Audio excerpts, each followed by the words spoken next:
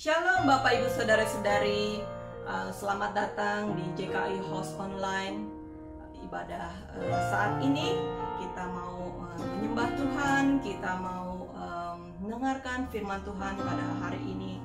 Kita mau hadirat Tuhan juga hadir di tempat kita masing-masing, karena kita tahu dengan kuasa dan hadirat Tuhan kita selalu kuat, kita selalu mengalami perubahan hidup. Amin. Mari kita berdoa.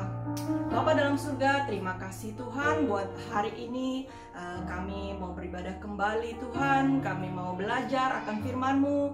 Kami boleh mau mengerti setiap kehendak-Mu dalam hidup kami ya Tuhan. Berkati kami semua Tuhan yang ada di tempat di ibadah saat ini Tuhan, di rumah kami masing-masing maupun dimanapun kami berada. Kami memperoleh berkat-berkat-Mu Tuhan ketika kami mendengarkan ibadah, bahkan kami juga mau menyembah-Mu ya Bapa di tempat ini. Dalam nama Tuhan Yesus, terima kasih. Haleluya.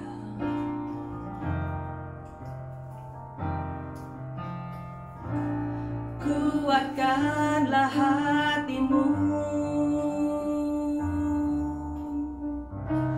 lewati setiap persoalan. Tuhan Yesus selalu menopangmu. Jangan berhenti harap padanya. Mari kita katakan sekali lagi, kuatkanlah hatimu. Kuatkanlah hatimu,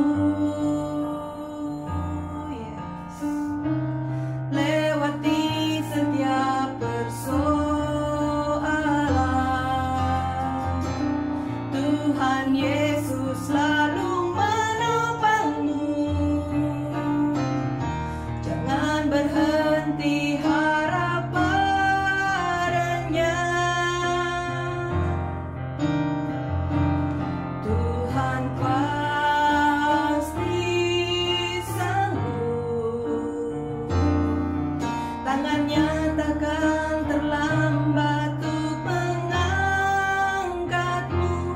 Tuhan masih sanggup. Percayalah, Dia tak tinggalkanmu.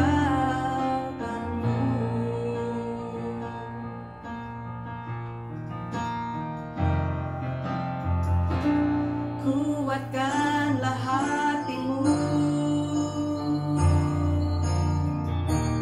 lewati setiap persoalan. Tuhan Yesus selalu menopangmu. Jangan berhenti harap padanya.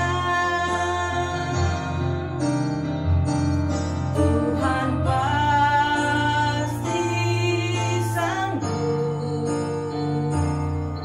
Tangannya takkan terlambat untuk mengangkatmu. Tuhan masih sanggup. Percayalah, Dia tak tinggalkanmu. Tuhan masih sanggup. Mari kita katakan dalam hati kita, Tuhan Kau sanggup menolong kami ya Tuhan. Kami tahu Tuhan, apapun persoalan hidup kami Tuhan, Kau sanggup Tuhan menolong dan membebaskan kami ya Tuhan, dari segala beban dan masalah dalam hidup kami ya Bapa. Yes, haleluya. Tuhan pasti sanggup. Tangannya takkan terlambat untuk mengangkatmu. Tuhan masih sanggup.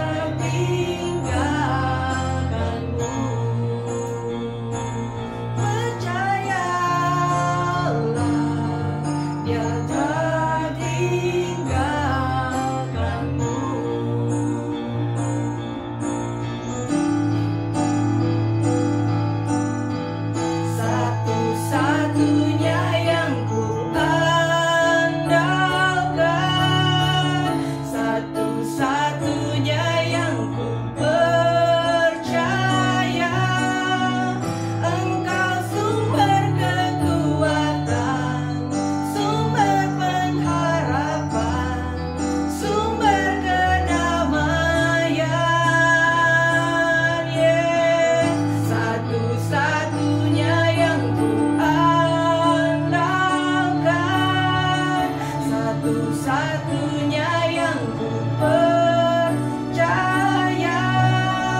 Engkau Tuhan memberkati, Tuhan penyembuhmu, Tuhan pemulihmu.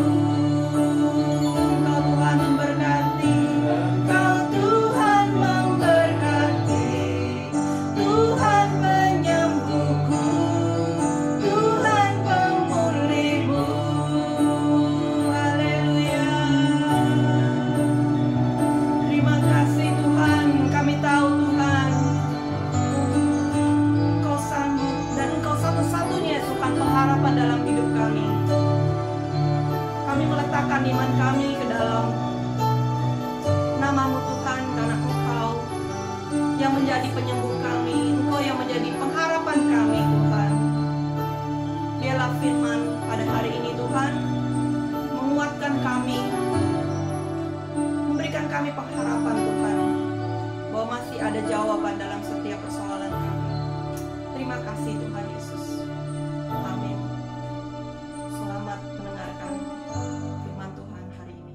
Tuhan Yesus memberkati.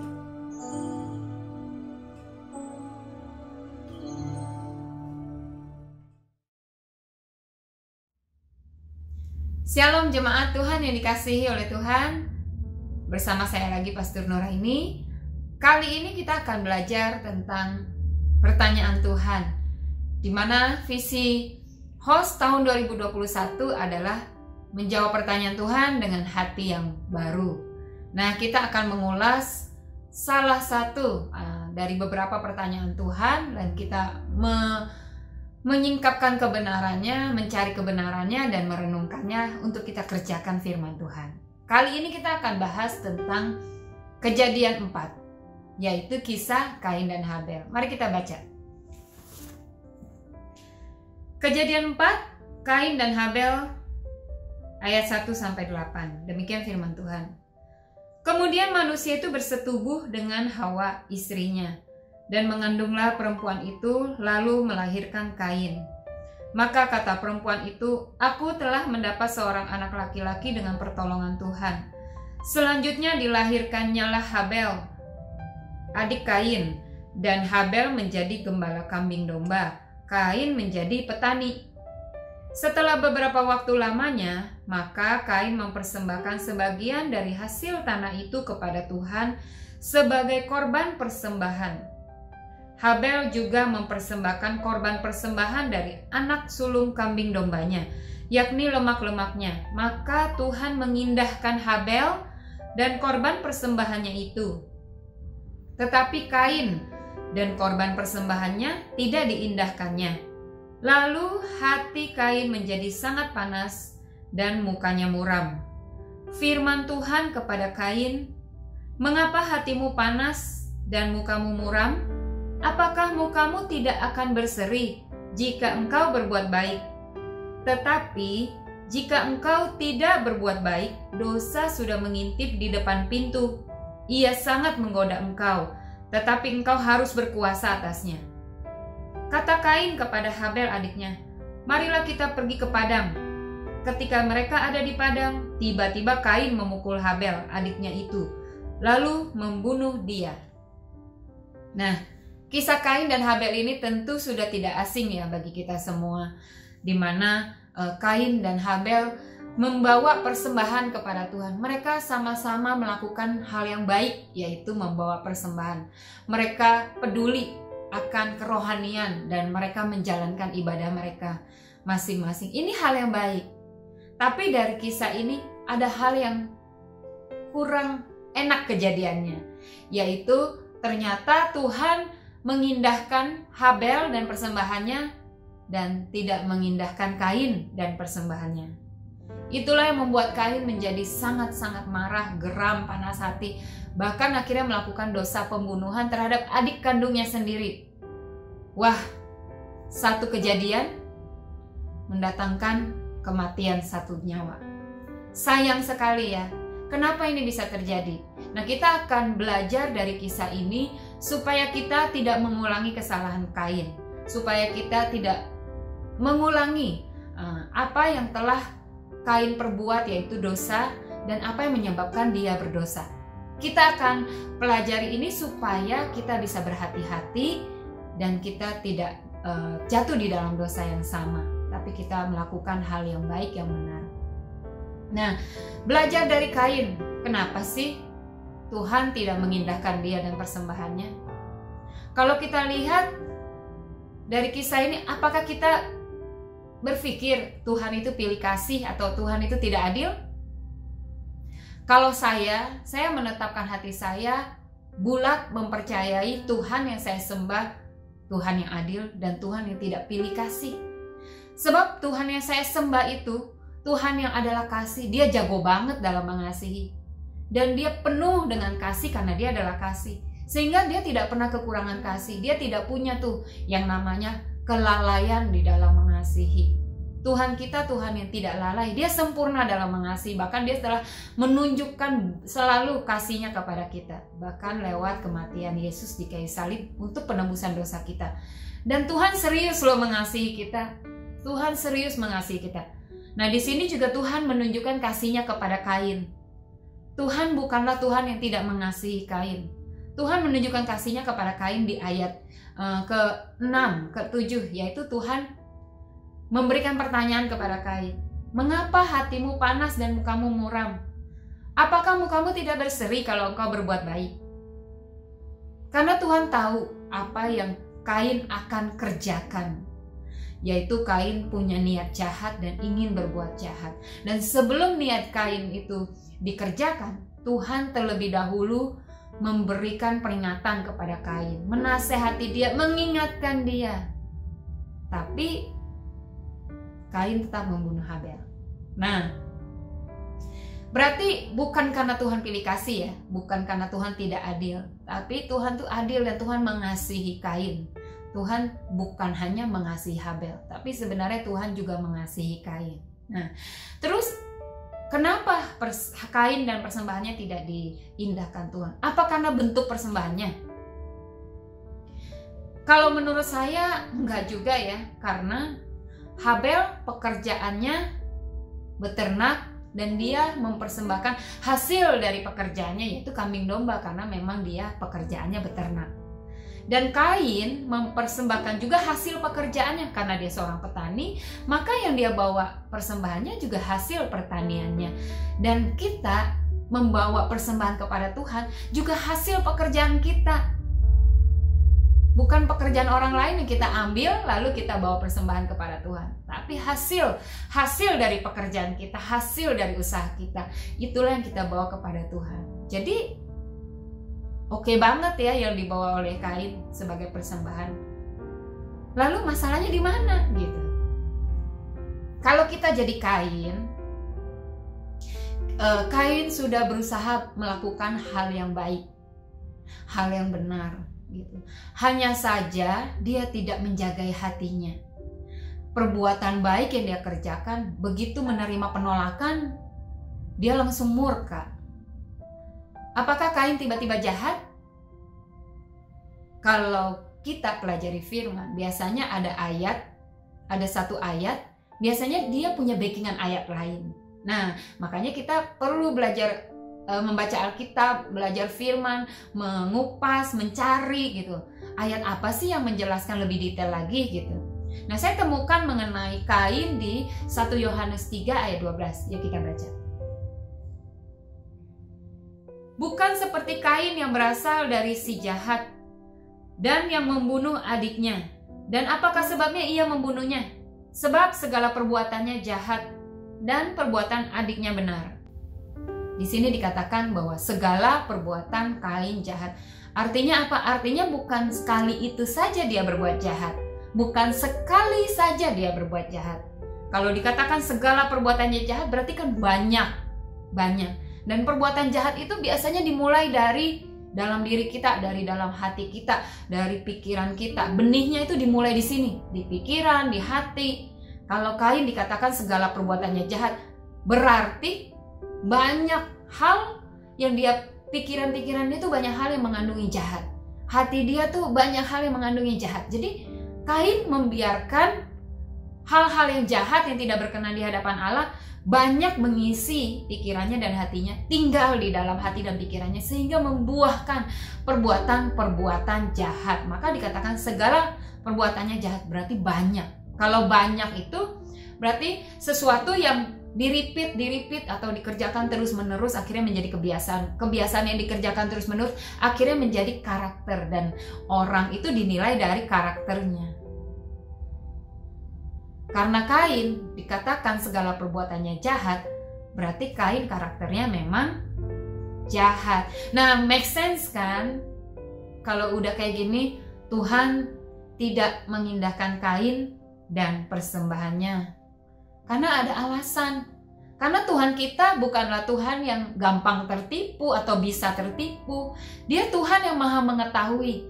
Dia tahu setiap pribadi, dia mengenal, dia Tuhan yang mengenal hati, dia Tuhan yang mengetahui hati manusia. Dia tahu Habel karakternya apa, hatinya seperti apa, dia mengenal hati Habel. Kalau dia berkenan kepada Habel, pasti alasannya benar-benar kuat. Kalau Tuhan saat kejadian itu tidak mengindahkan Kain dan persembahannya, pasti Tuhan juga punya alasan yang kuat. Ya, Tuhan mengenal hatinya Kain. Tuhan tahu apa yang ada di hatinya, motivasinya, tuntutannya, pikirannya, keinginannya, niatnya. Tuhan mengenalnya dan didapati tidak berkenan, sehingga Tuhan tidak mengindahkan Kain dan persembahannya. Nah, jadi dari pelajaran ini kita perlu ngapain? Kita perlu kejar perkenanan Tuhan. Apa sih yang membuat Tuhan berkenan? Kenapa sih Tuhan berkenan kepada Habel? Kalau kita jadi Kain, di posisinya Kain, kita berbuat sesuatu yang baik, orang lain berbuat sesuatu yang baik, sama-sama nih berbuat yang baik. Tapi ternyata hasilnya orang lain jauh lebih baik, jauh lebih dikenan oleh Tuhan atau oleh manusia, jauh lebih dipuji, jauh lebih diterima, jauh lebih dikagumi oleh orang lain atau oleh Tuhan.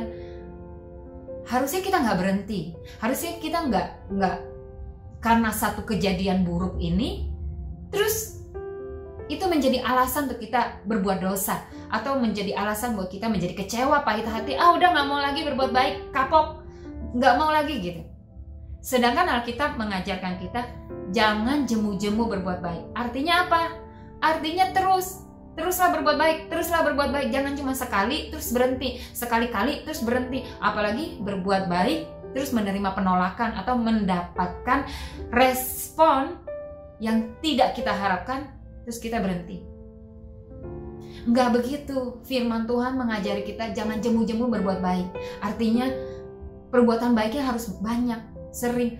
Ada kalanya perbuatan baik kita tidak direspon dengan baik. Ada kalanya perbuatan baik kita tidak menghasilkan seperti yang kita harapkan. Ada kalanya perbuatan baik kita ditolak atau disalahpahami. Ada kalanya perbuatan baik kita juga disenangi orang, diterima orang, dihargai orang, dipuji oleh orang lain. Jadi jangan sampai karena hanya satu kejadian buruk membuat hidup kita kacau, membuat kita punya alasan untuk berbuat jahat seperti Kain. Kalau Kain mau belajar ya, dari kejadian ini, tidak terbawa emosi, tidak gampang marah, tidak gampang panas hati, tidak gampang menjadi berniat merencanakan berbuat jahat dan akhirnya berbuat jahat dengan membunuh Habel. Kalau Kain mau belajar aja, mau rendahkan hati aja, belajar mengevaluasi atau merenungkan atau menyimak, mempelajari kenapa sih Tuhan mengindahkan Habel dan persembahannya, sedangkan aku dan persembahanku tuh tidak diindahkan, tuh kenapa? Maka Kain akan menerima jawabannya. Pasti Kain akan menerima jawabannya. Nah, yuk kita pelajari Habel itu kenapa kok bisa dia dapat perkenanan Tuhan. Kita cari ayat Alkitab lain yang ada cerita tentang Habel. Walaupun sedikit, lumayan buat kita menginspirasi kita atau menyatakan kepada kita kebenarannya. Ibrani 11 ayat 4. Karena iman, Habel telah mempersembahkan kepada Allah korban yang lebih baik daripada korban Kain. Dengan jalan itu, ia memperoleh kesaksian kepadanya bahwa ia benar. Karena Allah berkenan akan persembahannya itu, dan karena iman, Ia masih berbicara sesudah ia mati. Jadi di sini dikatakan karena iman Habel. Nah, jadi Habel itu adalah orang yang beriman kepada Tuhan. Artinya Habel itu percaya kepada Tuhan. Kita juga orang percaya sama Tuhan, ya kan? Kain juga percaya sama Tuhan. Letaknya di mana? Letaknya di iman. Banyak orang mengaku Kristen tapi belum tentu memelihara iman atau hidup oleh iman. Nah, Habel ini hidup oleh iman. Jadi kita harus belajar tentang iman, karena iman itu penting. Iman itu yang membuat Tuhan tuh berkenan kepada Habel dan persembahannya. Iman apa sih gitu? Ya, iman yang mempercayai Tuhan di segala situasi. Baik situasi baik maupun situasi yang tidak baik. Kalau Kain punya iman, waktu dia membawa persembahan yang bersamaan dengan Habel, lalu persembahannya ditolak atau dikatakan tidak diindahkan oleh Tuhan. Kalau Kain punya iman, dia akan punya pengharapan. Oke, kali ini persembahanku tidak diindahkan oleh Tuhan. Aku akan bawa lagi persembahan next time. Aku akan bawa lagi dan lagi dan lagi dan lagi sampai Tuhan mengindahkan aku dan persembahanku. Itu iman. Iman itu berharap sama Tuhan. Iman itu percaya kepada Tuhan bahwa Tuhan tidak pilih kasih, Tuhan itu Tuhan yang adil. Nah, kalau Kain punya iman, waktu itu dia nggak akan melakukan dosa pembunuhan, karena dia akan punya pengharapan terus lagi kepada Tuhan bahwa ya udah kali ini gagal, nggak apa-apa, memang gagal, tapi aku akan berusaha lagi, aku akan mencoba lagi, aku akan membawa persembahan lagi, aku akan terus melakukan sampai Tuhan berkenan, sampai Tuhan mengindahkan aku dan persembahanku. Kalau dengan begitu pasti ceritanya lain. Nah, itulah yang membuat Tuhan berkenan kepada Habel, karena Habel itu pribadi yang beriman kepada Tuhan, hidup karena iman, hidup dengan imannya.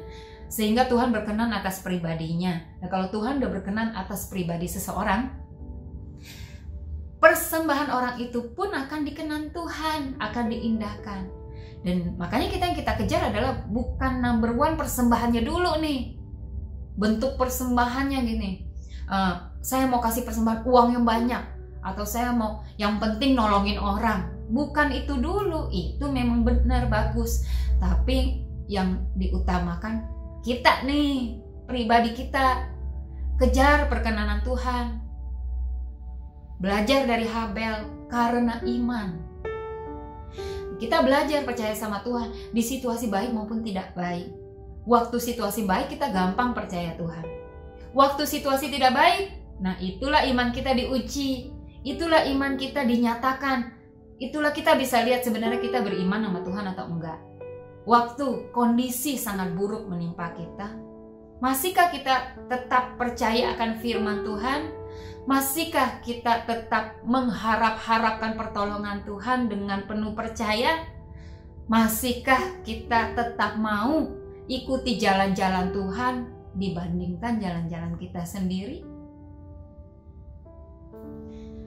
Tuhan telah terlebih dahulu memperingatkan Kain bahwa Kain, hatimu loh, kenapa panas kalau engkau berbuat baik?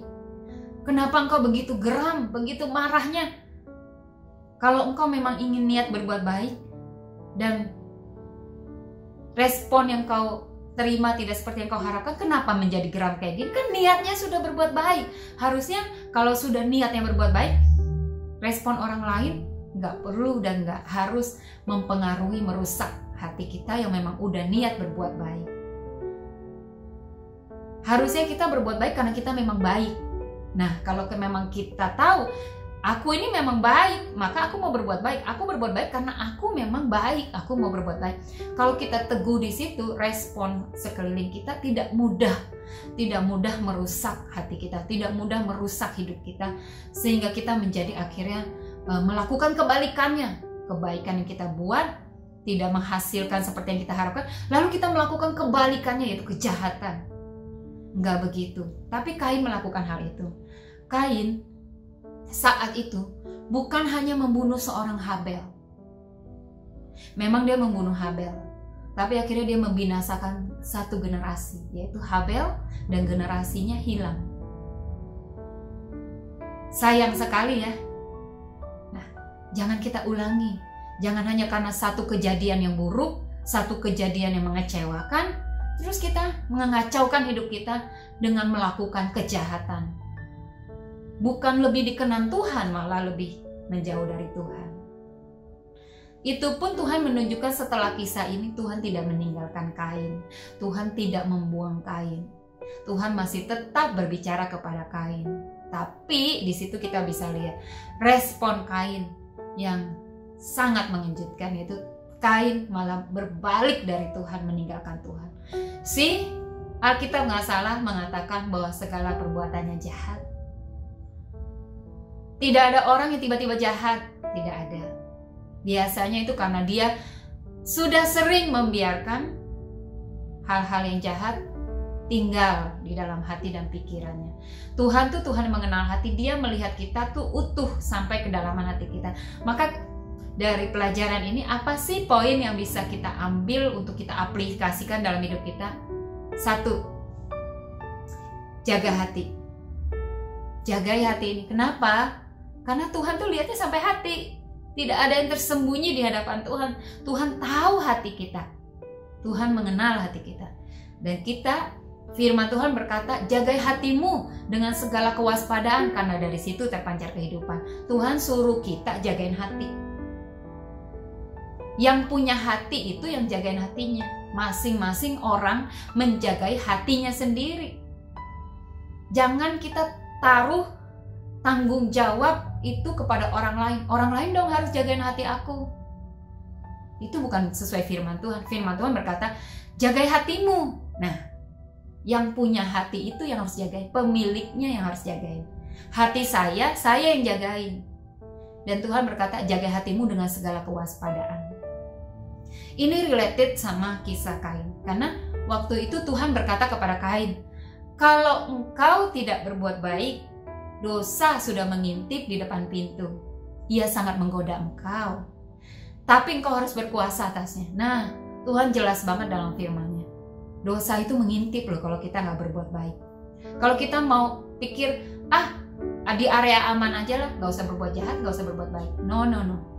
Kalau kita tidak berbuat baik, dosa sudah mengintip di depan pintu. Ia sangat menggoda.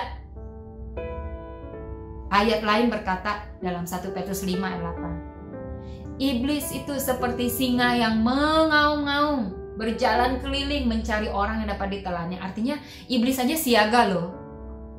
Iblis itu dalam keadaan siaga, ingin menerkam, ingin mencari siapa yang bisa diterkam, siapa yang bisa digoda, siapa yang bisa dicuri hidupnya, siapa yang bisa diperalat olehnya.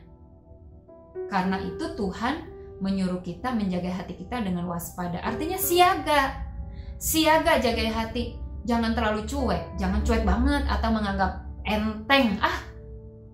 Gak usah dipusingi hal kayak gitu. Akhirnya jatuh dalam dosa. Hati ini dijaga dengan siap siaga. Artinya waktu kita mau melakukan sesuatu, cek motivasi hati kita, cek tujuan hati kita, keadaan hati kita, cek supaya kita teguh melakukannya. Kalau kita mau berbuat baik seperti Kain, berbuat baik kepada sesama kita atau kepada diri kita sendiri dengan membangun kerohanian kita, menjalankan ibadah kita seperti Kain menjalankan ibadahnya, kita cek hati kita, motivasi aku melakukan ini apa? Kalau memang aku ingin berbuat baik, itu karena harusnya di hati ini memang baik. Hati baik, perbuatan baik, klop, cocok, sejalan, teguh. Dan nanti respon sekeliling yang tidak seperti yang kita harapkan tidak mudah merusak hati kita. Karena apa? Karena kita terlebih dahulu menjagainya. Sebelum kita melakukan perbuatan baik atau melakukan suatu pekerjaan, kita sudah menjagainya. Dan waktu kita melakukan perbuatan baik, kita juga menjagainya. Kenapa? Karena dengan waspada, dengan siaga. Jadi nggak gampang dirusak hati ini. Memang hati manusia bisa rusak. Memang kita bisa tersinggung, bisa kecewa, bisa sakit hati, bisa luka hati, bisa. Tapi nggak perlu sampai kayak Kain, nggak perlu sampai harus berbuat dosa. Alkitab berkata kalau kita marah jangan berbuat dosa. Kalau Alkitab berkata gitu, artinya kita mampu memilih marah berbuat dosa atau marah tidak berbuat dosa. Tuhan gak pernah salah kasih perintah. Percaya itu, dan itu dihitung sebagai iman kita kepada Tuhan. Ingat, Habel itu berkenan karena iman. Kalau kita mau berkenan di hadapan Tuhan, punyai iman, percaya penuh sama Tuhan, sama Kristus Yesus.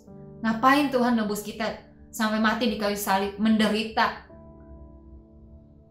kalau Dia kasihnya tidak penuh, atau Dia kasihnya pilih kasih? Ngapain?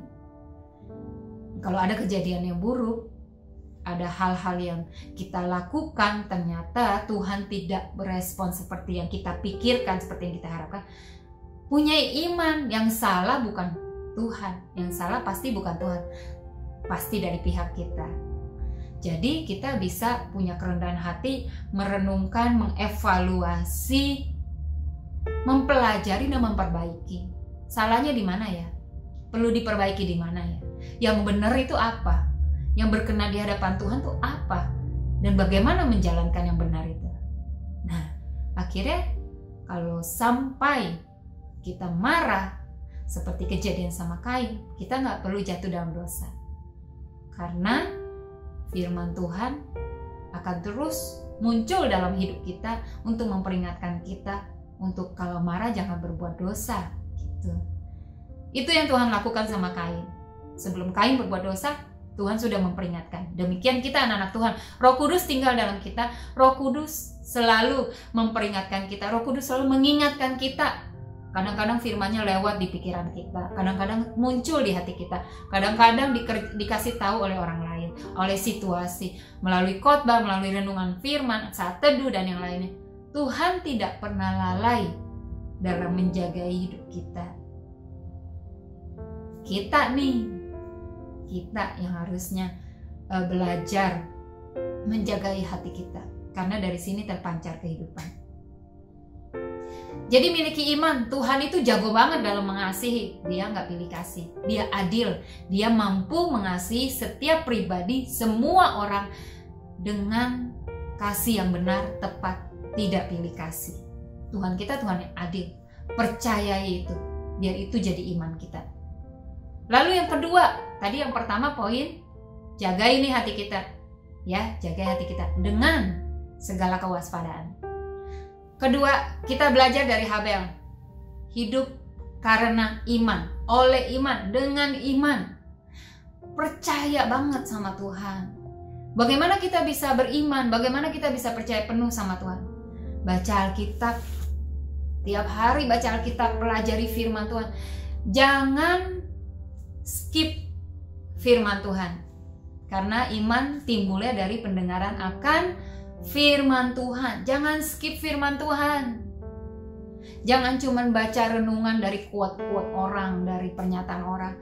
Jangan cuma dengarkan motivasi-motivasi. Itu nggak cukup. Itu baik tapi tidak cukup. Ya, kebutuhan kita utama nih firman Tuhan. Jangan skip firman Tuhan. Karena dengan kita terus mempelajari firman Tuhan, kita terus mengenal Tuhan. Dan iman kita kepada Tuhan semakin tumbuh, semakin kuat. Habel berkenan kepada Tuhan, di hadapan Tuhan karena iman. Jadi jangan buang imanmu. Jangan tinggalkan imanmu. Jangan biarkan imanmu rusak. Jangan biarkan imanmu luntur. Bangun iman yang penuh, yang kuat di dalam Tuhan. Iman diasah itu dari segala kejadian-kejadian hidup kita. Seperti Kain dan Habel. Ada kejadian yang buruk menimpa Kain. Firman Tuhan muncul kepada hidupnya. Disitulah mengasah iman kita. Kita mau ikutin jalan Tuhan atau kita mau ikutin jalan kita sendiri? Kalau kita ikutin jalan Tuhan, berarti kita mempertahankan iman kita. Dan kita hidup dengan iman kepada Tuhan, yaitu mengikuti perintah Tuhan, mengikuti arahan Tuhan, mengikuti jalannya Tuhan, taat sama Tuhan. Tapi sebaliknya kalau kita ikutin jalan kita, artinya kita nggak hidup dengan iman. Kita hidup dengan kuat gagah kita sendiri, dengan hikmat kita sendiri. Miliki iman, baca Alkitab, isi nih pikiran kita, hati kita yang banyak sama Alkitab, sama firman Tuhan.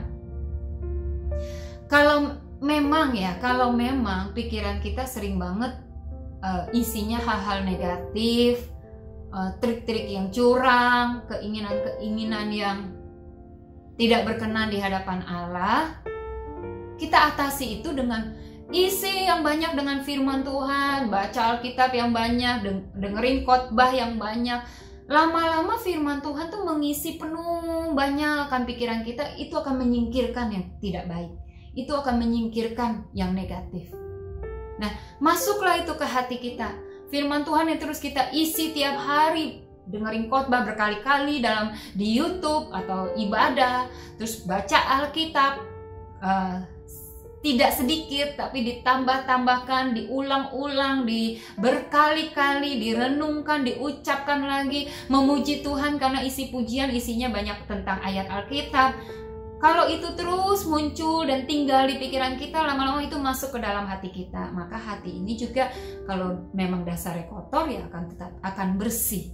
Kalau memang dasarnya hati ini tidak baik, kalau diisi terus dengan yang baik, dengan yang benar, dengan yang suci yaitu firman Tuhan, maka lama-lama hati kita juga bersih, hati kita juga suci, dan tentunya Tuhan pasti menolong kita. Karena Tuhan tidak membiarkan kita mengerjakannya sendiri.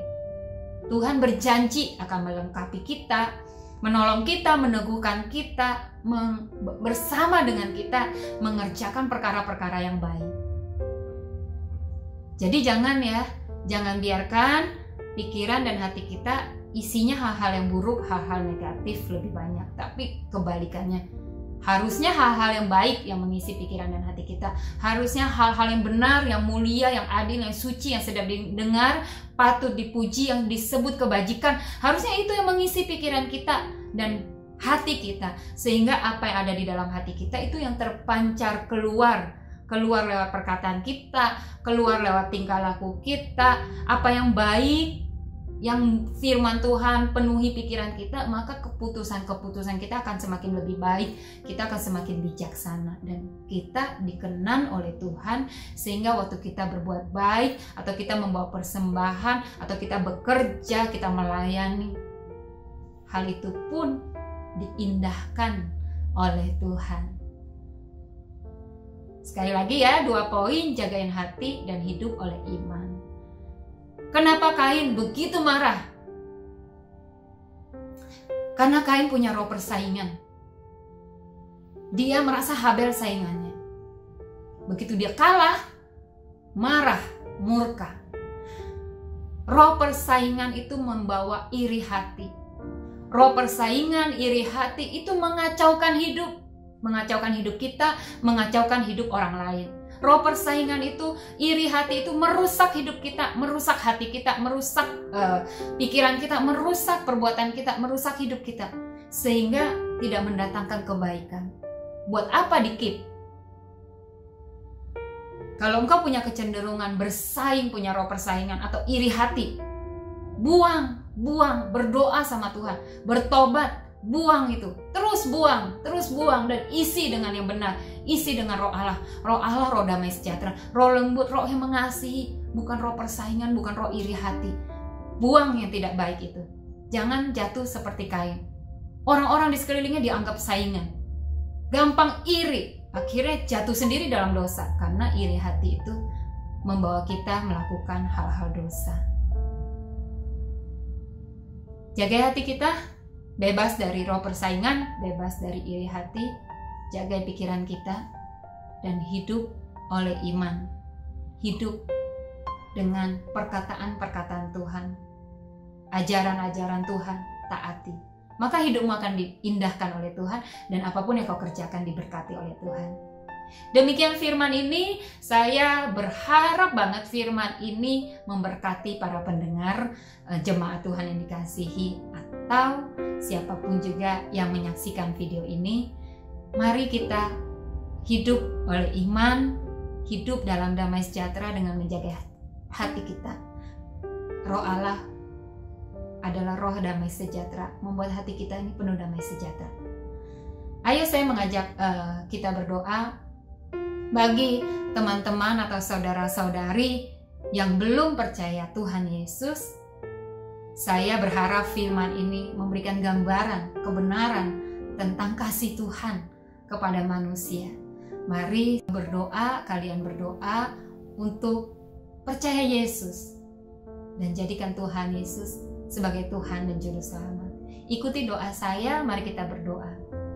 Tuhan, aku saat ini Tuhan meminta ampun atas segala dosa dan kesalahanku. Dan aku berdoa minta Engkau Tuhan Yesus menjadi Tuhan dan Juru Selamat atas hidupku. Masuk ke hatiku, jadi Tuhan atas hidupku. Aku mau belajar dari Engkau, aku mau hidup oleh iman.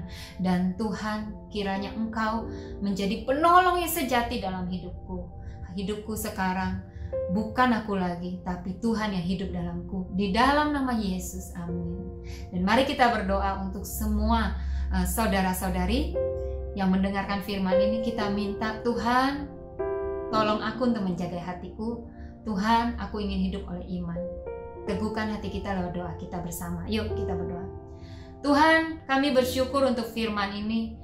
Biar kami punya hati yang baru Tuhan. Biar tahun 2021 ini kami punya hati yang baru. Yaitu bukan hati yang keras. Hati yang taat kepada Tuhan. Hati yang menjauhi kejahatan. Hati yang bersih Tuhan. Tidak memiliki roh persaingan, roh iri hati. Hati yang tidak dikuasai oleh amarah. Hati yang tidak dipenuhi dengan hal-hal yang jahat Tuhan. Karena kami tidak mau jatuh dalam dosa Kain. Kami tidak mau Tuhan hidup di dalam melakukan kejahatan. Tapi kami mau hidup benar. Kami mau hidup sebagai orang benar. Kami mau hidup karena iman. Kami mau hidup semakin percaya kepada Tuhan. Kami mau hidup berkenan di hadapan Tuhan. Berkati anak-anak-Mu Tuhan. Ubahkan hatinya. Ubahkan gaya hidupnya. Ubahkan pola pikiran. Biar karakter Kristus itu ditanam, dibangun dalam hidup kami. Saat ini Tuhan, kalau ada Tuhan anak-anak-Mu yang sedang dalam pergumulan, di dalam kebimbangan, bahkan di dalam keadaan yang lemah Tuhan, begitu down Tuhan, biar firman ini meneguhkan, memberikan kekuatan yang baru untuk mengambil keputusan yang lebih baik, untuk bangkit kembali dan melakukan yang baik Tuhan. Biar kami tidak jemu-jemu berbuat baik. Kalau ada perbuatan baik kami yang gagal Tuhan, atau dikecewakan Tuhan, kami gak mau berhenti di sana. Kami gak mau jemu-jemu berbuat baik. Kami mau Tuhan tidak jemu-jemu berbuat baik. Kami mau lagi berbuat baik, lagi berbuat baik, lagi berbuat baik Tuhan. Melakukan hal-hal yang baik Tuhan. Sampai juga kami menikmati Tuhan berkenan atas hidup kami dan apa yang kami kerjakan. Tuhan berkati. Terima kasih kami punya iman bahwa Allah kami, Allah yang mengasihi kami, Allah yang memberkati hidup kami. Di dalam nama Yesus kami berdoa. Haleluya. Amin. Terima kasih untuk waktu yang diberikan untuk mendengar firman ini. God bless you all.